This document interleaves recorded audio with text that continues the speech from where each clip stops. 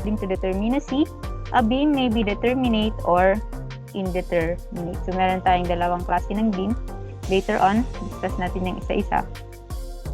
So, the study of bending loads is complicated by the fact that the loading effects vary from section to section of the beam.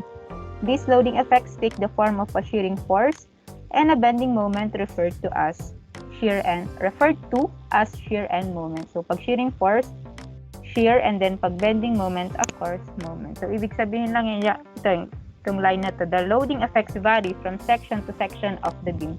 Gaya ng sinabi ko kanina, iba-iba yung dito sa part na to. For example, at a certain distance x, iba yung na-experience niyang shear and moment. And then at a certain distance x1, iba din yung na-experience niyang shear and moment. So, yan yung ibig sabihin niya. So, proceed na tayo sa determinacy ng beam. So, we have two, the determinate and indeterminate beam.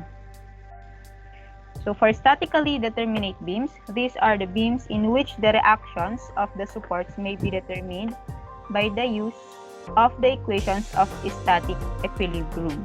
Or, in other terms, the reaction or the reaction forces in the supports can be calculated using the equations of equilibrium. So, makakompute natin yung mga reactions on the support by using the three equations na alam natin for static equilibrium, which is the summation of forces along x, summation of forces along y, and then the summation of moment. So, pag ginamit daw natin itong tatlong formula na to, we can solve for the reactions in the supports. So, yun yung tinatawag nating statically determinate beams. So, we have three kinds of statically determinate beams.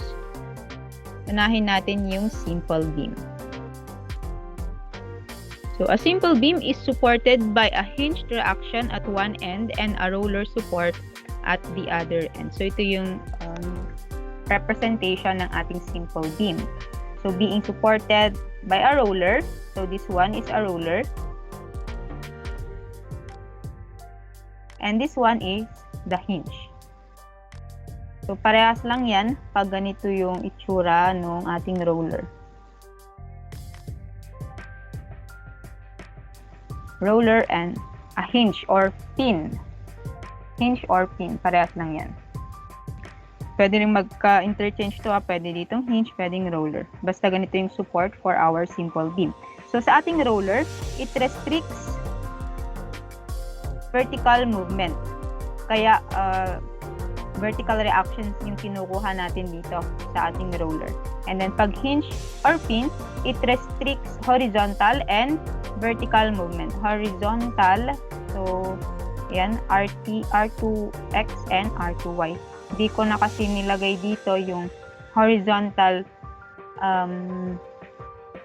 support or horizontal reaction kasi there is no other external reaction that is acting on the beam. Nagkakaroon lang naman ng value yung R2X natin pag merong horizontal external force na naka-act mismo sa ating beam. But at this illustration, wala naman tayong nakikitang iba, so we can neglect the reactions or the horizontal reactions at the hinge support.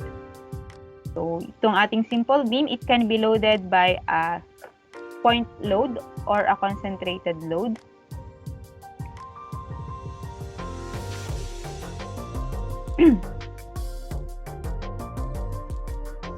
Yan. So, yung ating simple beam can be loaded by a concentrated load or a point load. So, this is an example of a point load or a concentrated load. Okay. So, basically, yung ating concentrated load is acting at a certain distance na napakaliit. Meron yung distance na nag-act. Let's say, small distance x. Pero dahil nga napakaliit yung distance na yon, we are considering na yung concentrated load is acting at a certain point na lang. Okay, pwede nating i-neglect yung very small distance and then consider natin as load acting on a certain point. Kaya tinawag na point load yan. So, pag simple beam din, pwede rin siyang nakaload ng uniformly distributed load. So, this is an example of a uniformly distributed load in which yung load is constant or uniform all throughout the length. Okay, so for example, meron tayo ditong 2 kilonewton per meter. 2 kilonewton per meter na yan all throughout the length.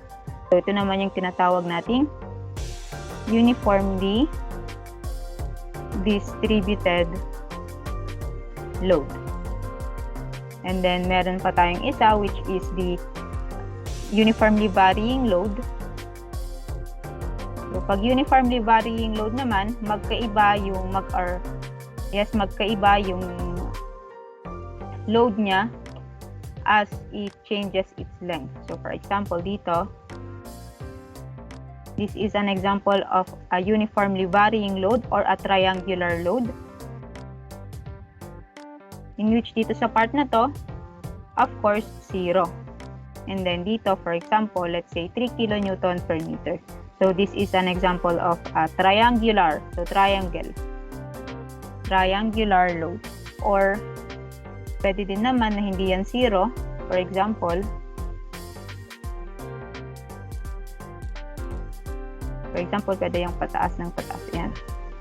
Pwede rin itong 1 kilonewton per meter. So ito naman example ng uniformly varying load. So there is an increasing magnitude of the loadings. So uniformly varying load. Okay, so proceed na tayo sa second kind ng statically determinate beam, which is the cantilever beam. So a cantilever beam is supported at one end only with a suitable restraint to prevent rotation of that end. So dito naman, cantilever beam, ang support niya is fixed at one end and then overhanging na at the other end. So kung makikita niyo, there is no other support acting at the left side. So ito lang yung support niya. So this is a fixed support in which yung fixed support natin, nire-restrain niya yung rotation. It prevents the rotation at this end. So we have the moment, vertical reaction, and of course the horizontal reaction. Kaya tatlo yung kinukuha nating reactions whenever we are talking about fixed support, Rx, Ry, and of course the moment.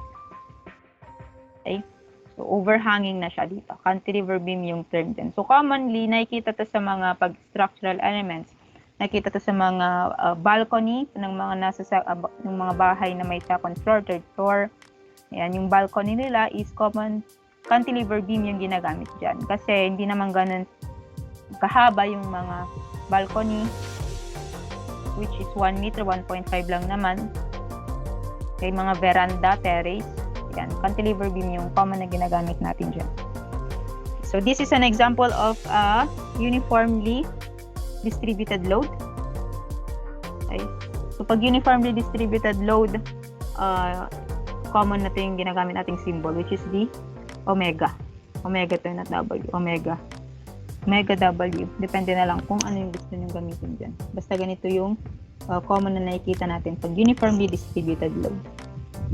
Okay? So, pwede din naman na hindi uniformly distributed load yung nakaload dito sa cantilever beam natin. Pwede rin point load or uniformly varying load. As long as fixed support dito sa end and then overhanging na siya at the other end, is considered as a cantilever beam. Okay, next, we also have the overhanging beam. So an overhanging beam is supported by a hinge and a roller reaction with either or both ends extending beyond the support. Okay, so meron daw tayo ditong roller and then a hinge. And ito yung overhanging length. Overhanging dyan, overhanging din dito. Ito yung tinatawag na overhanging beam. Pwede rin naman na wala to, dito lang part na to yung may overhang. Pwede rin yan. As long as there is an extended length beyond the support. Okay? That is the overhanging beam. So this is a combination of an overhanging beam loaded with point load or concentrated loads and a uniformly distributed load. Okay? So, may tanong ba kayo dito sa statically determinate beams? So, makakompute natin yung value ng R1, R2 using only the equations of static equilibrium. So, may tanong ba kayo? Clarifications? Bago tayo mag-proceed sa statically indeterminate.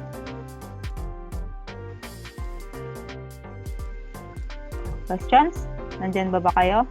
Mag-respond lang kayo. Hindi ko alam, baka nadi-disconnect na ako, ha? Nandyan ba kayo? Yes, ma'am. Okay, so let's continue. Mukhang wala namang kayong tanong. So, statically indeterminate beams. So, if the number of reactions exerted upon a beam exceeds the number of equations in static equilibrium, the beam is said to be statically indeterminate. So, parang nasabi ko na to dun sa topic natin on chapter 1.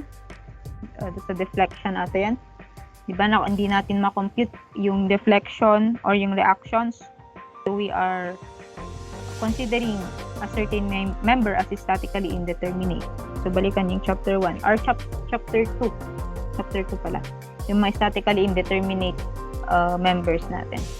So, in order to solve the reactions of the beam, the static equations must be supplemented by equations based upon the elastic deformations of the beam. So, ibig sabihin lang yan, hindi na sapat yung 3 equations na present ko kanina to solve for the reactions. Okay, kaya tinawag na statically indeterminate. So, masasolve lang natin yung mga reactions na yun by using or by computing for the elastic deformation of the beam. So, yung elastic deformation of the beam naman to be discussed on chapter 6 if I'm not mistaken. So, the degree of indeterminacy is taken as the difference between the number of reactions, the number of equations in static equilibrium that can be applied. Or in formula, we have R is equal to 3N. So, if R is equal to 3N, ito yung tinatawag nating statically determinate beam. Determinate beam.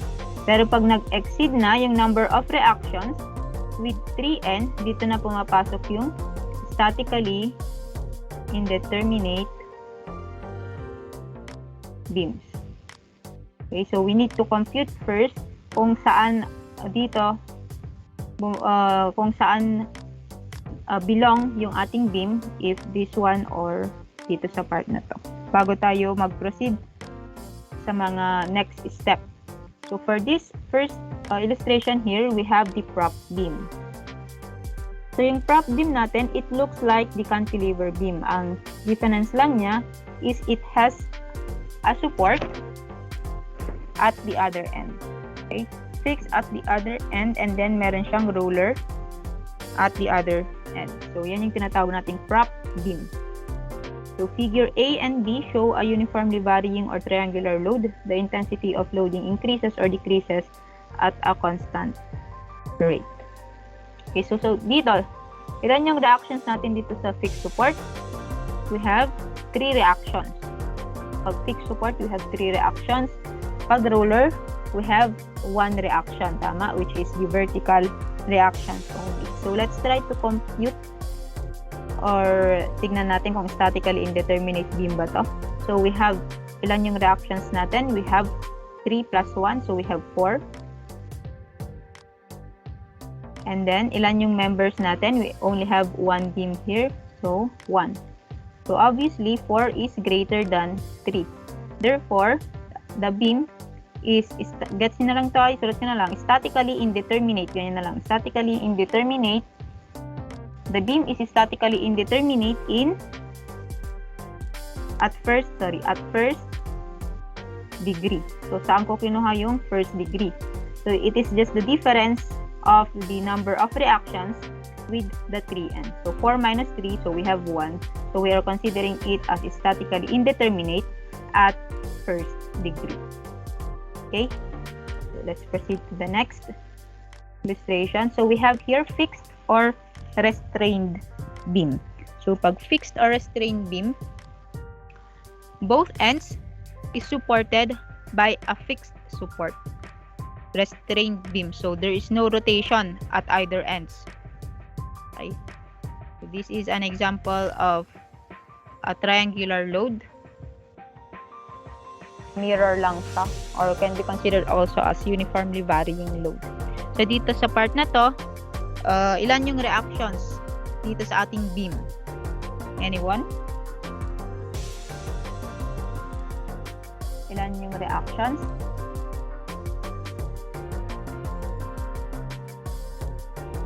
Anyone?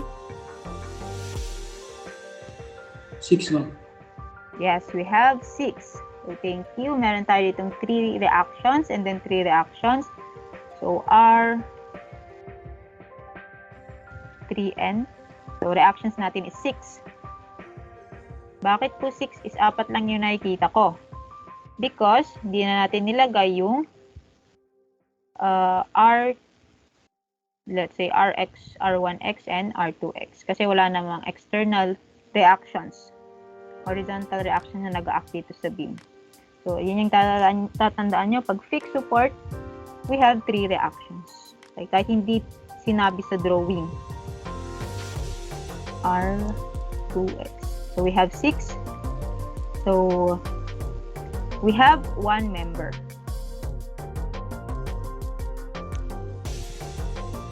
Therefore, 6 is greater than 3. So, ilang degree yung indeterminacy ng ating beam? Anyone? 3, ma'am. Yes. So, the beam is statically indeterminate at 3rd degree. So, ganun lang naman yung pag-compute ng degree of indeterminacy, just the difference of the reactions with 3n. Okay? Statically indeterminate at 3rd degree. Next. We also have here continuous beam. So, sa continuous beam, makikita nyo, tuloy-tuloy lang yung support. Tuloy-tuloy lang yung support. 2 or more supports. So, here, figure C is a combination of a uniformly varying load and the loading may also be non-uniform. Okay, so, dito, ilan yung reactions? Ilan yung reaction? 5, ma'am. Yes, we 5, have ma'am. here 5 reactions.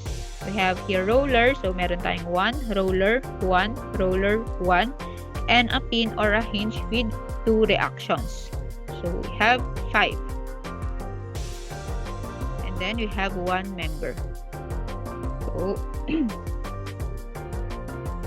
so ilang degree yung indeterminacy nito?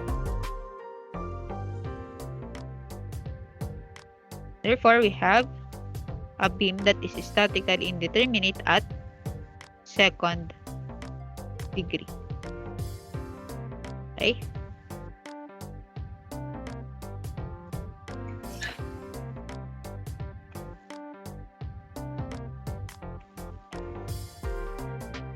Next.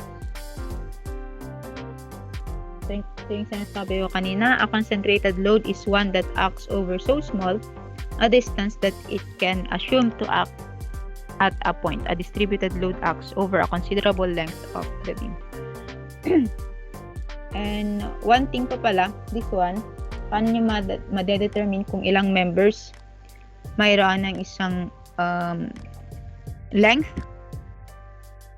For example, this one, beam na to, pag meron siyang internal hinge, okay, pag may internal hinge dito sa part na to, it is considered as 2 members. Okay? 2 members. Ito lang kasi, pag makikita natin ito sa side view, so, ito yung hinge natin. For example, hinge. So, ito yung pinaka-beam natin. Nasa side view tayo, so, imagine nyo, side view yung tinitingnan natin. Ito yung beam. Hinge tayo, for example. Or pin support. So, yan yung pin support natin. Ito yung ating beam. Continuous lang yan. Nakakonect lang siya dyan. But pag internal hinge kasi, there is a connection between this member and this one. Kaya kinoconsider natin 2 members. Pero dito sa illustration na to, we only have 1 beam. Continuous lang siya. Wala namang any internal hinge na nakalagay dito. So, commonly, pag may internal hinge, meron kayong makikitang small dot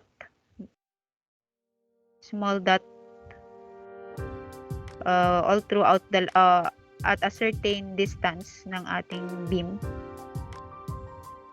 Basta may point, parang point siya. Any point, or basta pag naglalagay naman ako ng mga internal hinge, ini-specify ko naman sa drawing na internal hinge. Yung dot symbolizes an internal hinge. Naglalagay naman ako ng label.